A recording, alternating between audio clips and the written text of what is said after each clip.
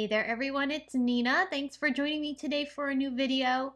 I hope you're ready to have some fun with mixed media because I'm going to be showing you how I made this vignette box using brand new Tim Holtz from the Vault dies. Vignette boxes are such a fun way to create little decorative pieces that you can use to decorate your own space or give as a gift. And that's what I'm going to be doing with mine. I'm going to give it to my mom. So I have here a vignette box from Tim Holtz along with some of this beautiful pattern paper from Prima, and I've picked out this particular sheet to line my vignette box with.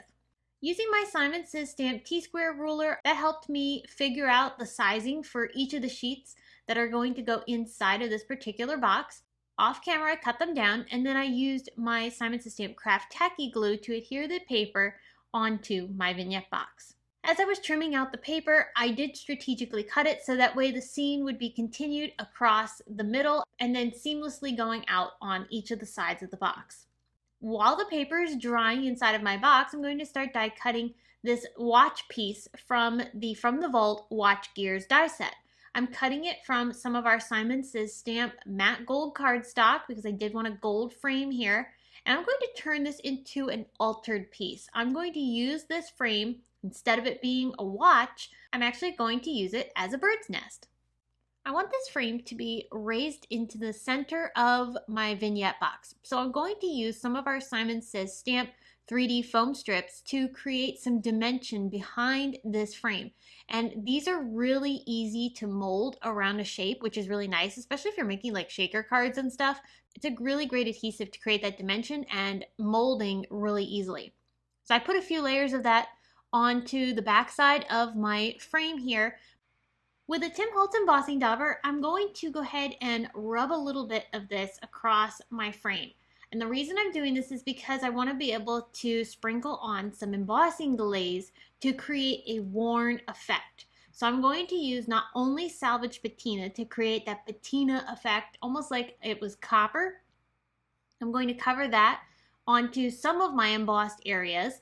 I'll set this so that way it gives me that really nice finish, but then I'm also going to bring in a brown, and I use scorched timber for my second layer. And this is going to allow me to add a little bit more of that worn, aged effect here, which looks really cool. So after I added the salvage patina, then I came back in with the scorched timber and sprinkled that over some of the areas I randomly covered with the embossing ink, and that gave me this really cool finish on top of this beautiful frame. It makes it feel authentic. So now I can glue this into the center of my vignette box, which will now allow me to build my bird's nest on top. I'm picking out a variety of little moss pieces that I have from this pack that I have from Simon Says Stamp.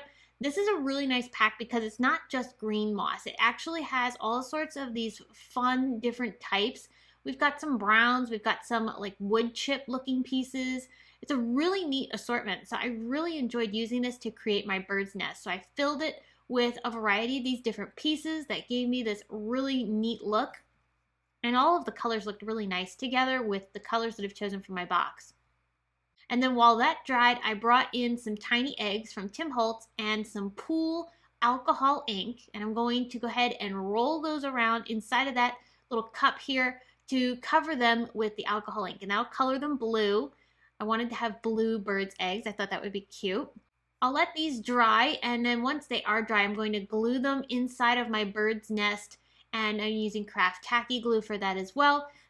I did nestle these in between different sections of my bird's nest. I didn't want them all clustered in one place, so spacing them out gave me a nice variety and also balanced the color around as well. So I have bird's eggs, but now I need a bird. So I'm going to pull out this Lovebirds die set. This is another die set from Tim's from the Vault collection. It came out earlier this year, and I really liked the trio of birds in this. I'm picking out one of them. I'm going to die cut it from some watercolor paper, and I'm using these colors of Distress inks to ink blend a color onto the bird.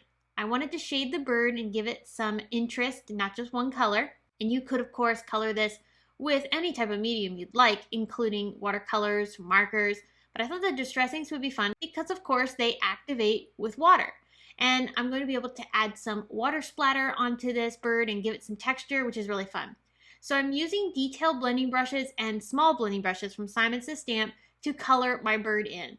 And this is going to allow me to have some control with how much color I'm putting down and where the color is being placed.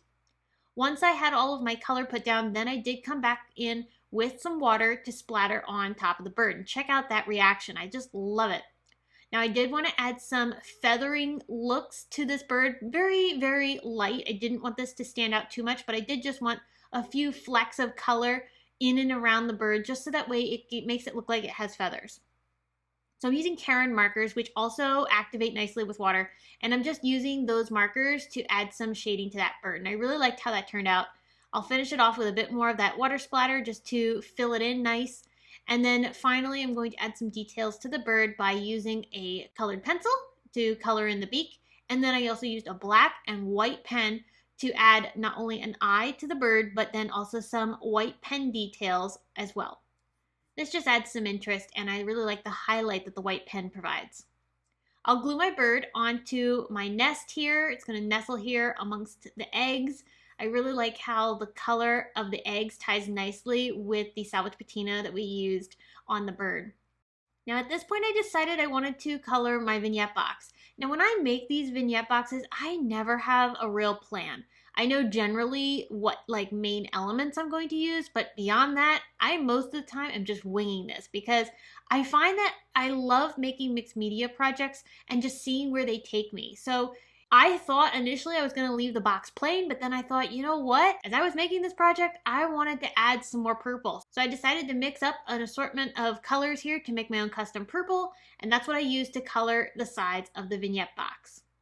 So here I'm going to take the World Travel from the Vault die set, and I'm going to use just the clouds and also the letters from this set. And the clouds are really tiny. I'm going to cut them from some Positively velvet paper from Simon's Stamp. This will add some texture to the clouds. Even though they're small, you'll see that, and it looks really neat. So I used some little foam squares to attach the clouds onto my vignette box. That way it gives it some dimension. And then those letters, I'm going to spell out the word mother because I'm going to give this to my mom, and I thought this would be fun to give her for Mother's Day. So I'm going to die cut the word mother twice, and I'm going to glue it to the two sides of my vignette box with some craft tacky glue. And I just used that same matte gold cardstock that I used to cut out that watch frame that I turned into a bird's nest, and that same color is going to tie nicely then with the mother word. I'm using craft tacky glue to adhere those letters down, and then once I have the letters adhered, I brought in this new Deco floral stencil from Tim Holtz's Stampers Anonymous release and some crackle paste with speckled egg distress paint. And I'm going to mix the paint and the paste together to create this really nice blue color, and I'm going to then apply that through the stencil and letting it overlap with the word mother. I don't want the word mother to be super prominent. I want it to be kind of just hinted at, and when you look at both sides, you really can't read the whole thing on one side only. You have to read it on both sides to get the fact that it says mother. So it's more of just a subtle message. But I really like how the paste overlapped with this purple paint. It looks really cool, and I'm just messily applying this down. I want it to look very distressed. I don't want it to be perfect, so I am letting it kind of smear in some spots, and I really think that adds some interest here. So we're coming along, not too much more to do, but I did want to add a little quote chip here with some red line tape. I attached that down.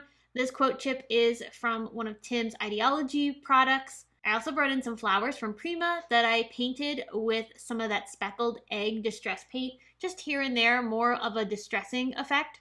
And while that paste is still wet on the side of my vignette box, I just used a little bit of craft tacky glue to reinforce that adhesive, and I'm pressing the flowers into that paste. The paste is going to help hold those flowers down, and then of course with the craft tacky glue, that will also hold them as well.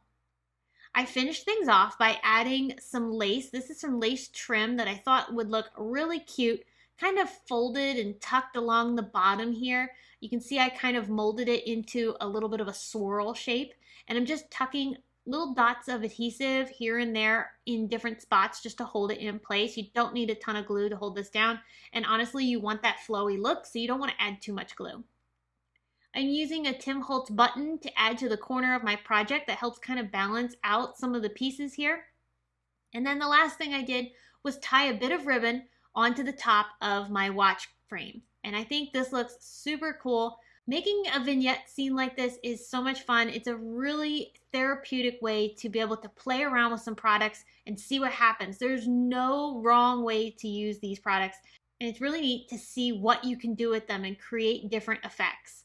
I really enjoyed making this piece, and I'm really going to enjoy giving it to my mom. I hope she loves it, and I hope you were inspired by seeing some of the ideas and techniques that I've used today to create it. Many of these new dies from Tim Holtz work so well together. As you watch this video, I'm sure you noticed I picked different pieces out of each of these different sets, and that allows me to create a whole new custom look with all of these pieces. So it's a really fun way to be able to stretch your supplies and see what else you can do with them when you mix and match to create really awesome projects. So I hope you enjoyed, friends. Thank you so much for coming by and spending time with me today. I will be back soon to share more with you all, but until next time, have a fabulous day, and thanks again for stopping by.